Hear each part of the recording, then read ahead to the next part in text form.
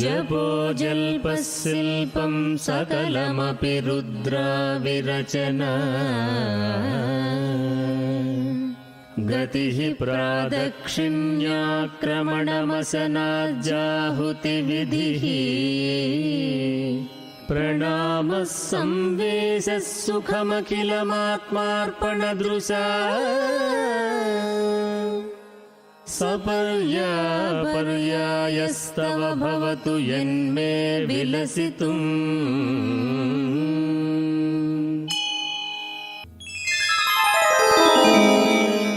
14వ అధ్యాయం. దత్తులు గౌడ కులస్థునిలా శంకర భట్టుని కలుసుకోవటం. శ్రీపాదులు 6-7 సంవత్సరాల బాలుడు. దత్తులు పరీక్షాప్రియులు. కొద్ది రోజులు ప్రయాణం చేసి ముంతకల్లు అనే గ్రామం చేరుకున్నాను. ఆ గ్రామంలో నడిచి వెళ్తూ ఉండగా చేతిలో కల్లు ముంతతో ఒక వ్యక్తి నేను ఎటు వెళ్తుంటే అటే నడుస్తూ తప్పించుకుందామని నేను ఎంత ప్రయత్నించినా లెక్క చేయకుండా తొందరగా నడిచి నన్ను కలుసుకున్నాడు. ఓయి నీవెవరువు అని కొంచెం విసుగు వ్యక్తం చేస్తూ అడిగిన నా ప్రశ్నకు ముందుగా నీవెవడిగో ఎక్కడి నుంచి వచ్చావో తెలుసుకోవటం ఉత్తమం కదా అని జవాబిచ్చాడు. ఇక్కడ కళ్ళు అమ్ముకునే వ్యక్తికి కూడా వేదాంతం బాగా తెలుసు కాబోలు అనుకున్నాను. ఇంతలో అతను దారిన పోయేవారందరినీ పిలిచి, అయ్యా నేను కళ్ళు తీసి అమ్ముకునేవాడిని. నాకు తాటి చెట్టే కల్పవృక్షం.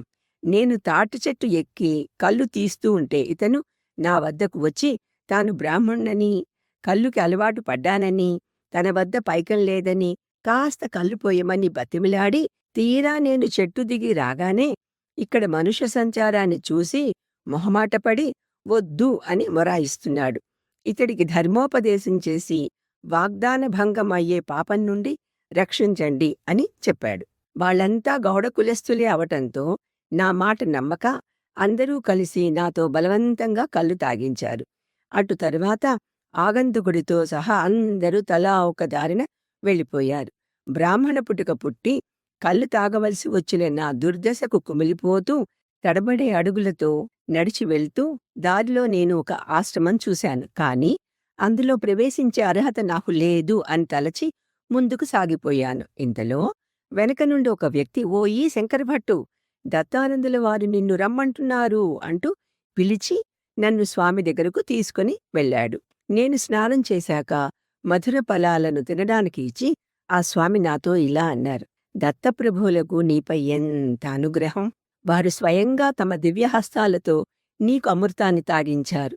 నీవు ఒకానొక జన్మలో గౌడ కులస్థుడివై ఉండి అమితంగా కళ్ళు తాగేవాడివి. ఆ కోరిక ఈ జన్మలోనూ నీ అంతరాంతరాలలో ఉండటం వల్ల నీ కోరిక ఈ విధంగా తీర్చి నిన్ను పతనాన్నుంచి రక్షించారు. నీకు తెలియకుండానే నీ వెంట వస్తూ గండాంతరాల నుంచి నిన్ను కాపాడుతూ కంటికి రెప్పలా నిన్ను చూసుకుంటున్నారు ఆ దత్తప్రభువులు. దత్తానందుల వృత్తాంతం. ఆ తరువాత స్వామి తన గురించి ఇలా చెప్పారు. నాకు చిన్నప్పటి నుండి నత్తి ఉండేది. దీనికి తోడు ఒక వింత జబ్బు మొదలైంది. 10 సంవత్సరాల వయసులో 50 సంవత్సరాల వృద్ధుడిలా కనిపించేవాడిని. పీఠికాపురిలో బాపనారిల ఆధ్వర్యంలో యజ్ఞం జరుగుతుందని విని నా తండ్రి నన్ను అక్కడికి తీసుకుని వెళ్లారు. అక్కడ యజ్ఞానికి కావలసిన నెయ్యిని సేకరించి ఒక వృద్ధుని ఇంట ఉంచారు. అతడు లోభి, పైగా దురాశాపరుడు. ఆ ఘృతంలోని ఒక వంతు దాచివేసి 3 వంతులు యాగస్థలానికి పంపాడు. యజ్ఞకార్యానికి నెయ్యి సరిపోలేదు. అప్పటికప్పుడు నెయ్యి సేకరించటం కూడా కష్టం. కాబట్టి శ్రీపాదులు ఆ వృద్ధ బ్రాహ్మణుని పిలిచి ఒక తాళపత్రంపై, అమ్మా గంగమ్మ తల్లి, యజ్ఞానికి అవసరమైన నెయ్యిని ఇవ్వవలసింది. నీ బాకీని మా తాతగారైన శ్రేష్ఠిగారు తీరుస్తారు అని వ్రాయించి శ్రేష్ఠిగారి అంగీకారం తీసుకుని వృద్ధ బ్రాహ్మణుడితో సహా 4 పాదగయా తీర్థానికి పంపారు. వారు ఆ పత్రాన్ని ఆ తీర్థంలో వేసి పాత్రలలో నీటిని తీసుకుని వచ్చారు. యాగస్థలంలో అందరూ చూస్తూ ఉండగా ఆ నీరంతా నెయ్యిలా మారిపోయింది. యజ్ఞం నిరాటంకంగా సమాప్తి అయ్యాక శ్రేష్ఠి ఆ పాత్రల నిండుగా నేతిని గంగకు సమర్పించినప్పుడు నీటిలో పడుతూనే నెయ్యి నీరుగా మారిపోయింది. మా నాయన నా దుస్థితిని శ్రీపాదులకు విన్నవించగా, మీ అబ్బాయి జబ్బుని నత్తిని కూడా పోగొడతాను అని అభయం ఇచ్చారు. ఆ వృద్ధ బ్రాహ్మణ్ణి పిలిచి ఒక ఇంటిని పరశురామ ప్రీతి దహనం చేయాలి. ముహూర్తం నిర్ణయించండి అని అడిగారు. యజ్ఞానికి అవసరమైన నేతిని దొంగిలించటం వల్ల ఏదైనా కీడు జరుగుతుందేమో అని భయపడుతున్న ఆ వృద్ధుడు, ఇల్లు కట్టటం, వివాహం చేయటం లాంటి శుభకార్యాలకి ముహూర్తాలు ఉంటాయి, కానీ దొంగతనాలు, గృహ దహనాల వంటి కార్యాలకు ముహూర్తాలు ఉండవు. అవి వర్జిత సమయాలలో చేయవచ్చునేమో అని తన అభిప్రాయం వెలిబుచ్చారు. వెంటనే శ్రీపాదులు, అటువంటి వర్జిత దుర్ముహూర్తం ఇప్పుడు ఉందా అని అడిగి, అటువంటి దుర్ముహూర్తం అప్పుడు నడుస్తుందని తెలుసుకొని యజ్ఞం కోసం సేకరించిన పరమ పవిత్రమైన ఘృతాన్ని దొంగిలించిన ఒక ధూర్తుడి ఇంటిని ఈ వర్జిత సమయంలో అగ్నిదేవుడు దహించి తన ఆకలిని తీర్చుకుంటున్నాడు అని చెప్పారు. ఇది వినటంతోనే ఆ వృద్ధ బ్రాహ్మణుడి ముఖం వెలాతెలా పోయింది. అతని ఇల్లు కాలి బూడిదయ్యింది. ఆ కాలిన ఇంటి భస్మాన్ని తీసుకురమ్మని శ్రీపాదులు ఆ బ్రాహ్మణునికి చెప్పి, తెచ్చాక దానిని నీటిలో వేసి తాగమని నాకు ఇచ్చారు. ఆ విధంగా 3 రోజులు తాగాక నా వింత వ్యాధి, నత్తి రెండూ మాయమయ్యాయి. శ్రీపాదులు నాకు శక్తిపాతం చేసి మా ఇద్దరి వృత్తాంతం ఈ విధంగా చెప్పారు. దత్తానందుల పూర్వజన్మ గాథ. పూర్వజన్మలో మీరిద్దరూ కలిసి వ్యాపారం చేసేవాళ్ళు. మెల్లగా ఇద్దరి మధ్య శత్రుత్వం పెరిగి ఒకరినొకరు చంపడానికి ప్రయత్నించుకున్నారు. నువ్వు ఈ బ్రాహ్మణుడికి పాయసంలో విషం కలిపి ఇచ్చావు. అదే సమయానికి అతడు నీ ఇంటిని కాల్చి భస్మం చేశాడు. ఇంటితో పాటు నీ భార్య, నీ పిల్లలు కూడా దహనం అవటంతో నీవు అక్కడికక్కడే గుండెపోటుతో మరణించావు. విషప్రయోగం చేసినందువల్ల నీకు ఈ వింత వ్యాధి వచ్చింది. ఈనాటితో మీరిద్దరూ కర్మ విముక్తులు అయ్యారు అని వివరించి ఆ బ్రాహ్మణునికి కొత్త ఇల్లు కట్టించి ఇచ్చారు. శ్రీపాదుని లీలలు అనితర సాధ్యాలు. దత్తదాస ప్రబోధిత శ్రీపాదుల సంక్షిప్త చరిత్ర. శ్రీపాదులకు 7 ఏళ్లు రాగానే ఎంతో వైభవంగా ఉపనయనం చేశారు. కాని పంచమజాతివాడైన మాలదాసరికి దీన్ని చూసే అవకాశం లేకుండా పోయింది.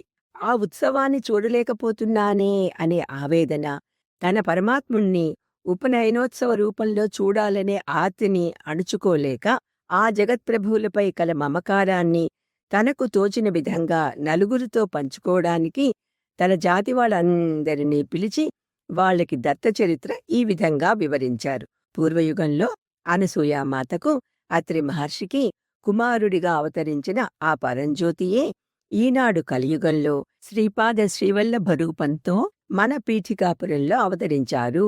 ఆ మహాప్రభువుకి నేడు ఉపనయనం జరుగుతోంది.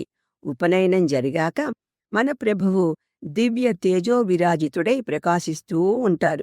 దీనజనులను ఉద్ధరించే ఆ ప్రభువునకు నిత్య శ్రీరస్తు, నిత్య శ్రీమంగళం అగుగాక.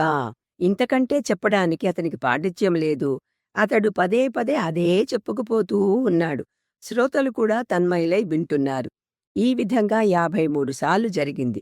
ఇక్కడ శ్రీపాదులు అతన్ని అనుగ్రహించి, పవిత్ర మనస్కుడైన మాల దత్తదాసు నా చరిత్రను 53 సార్లు చెప్పాడు కాబట్టి 53 అధ్యాయాల నా చరిత్ర పారాయణం చేస్తే ఇచ్చే ఫలితాన్ని నేనతనికి ఇవ్వాలి. నేనతని ఇంటికి వెళ్తున్నాను అని ప్రకటించారు. కాని పీఠికాపుర బ్రాహ్మణులు ఒక మాలవాడి ఇంటికి శ్రీపాదులు వెళ్ళకూడదు అని అభ్యంతరం చెప్పారు. కోపంతోనూ ఆవేశంతోనూ శ్రీపాదులు, మీరు ఎవరినైతే పంచమజాతి అంటూ అణిచివేయాలని చూస్తున్నారో వాళ్లే నా అనుగ్రహంతో భవిష్యత్తులో ఉన్నత స్థితిలో ఉంటారు. మీరు సేవావృత్తి చేసుకుంటూ ధర్మ కర్మ భ్రష్టులై వ్యవహరిస్తారు అని కఠినంగా పలికి దత్తదాసు ఇంటికి వెళ్లారు.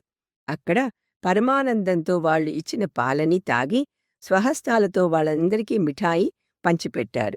నాయనా శంకరభట్టు, దత్తప్రసాదాన్ని ఏ కులం వాళ్ళు ఇచ్చినా నిరాకరించకుండా భక్తితో గ్రహించాలి. అలా కాని పక్షంలో కష్టనష్టాలకు గురి అవుతారు అని తమ కథనాన్ని ముగించారు దత్తానంద స్వాములు. శ్రీపాదరాజం శరణం ప్రపద్యే. సుధామప్యాస్వాద్య ప్రతిభయ జరా మృత్యుహరిణే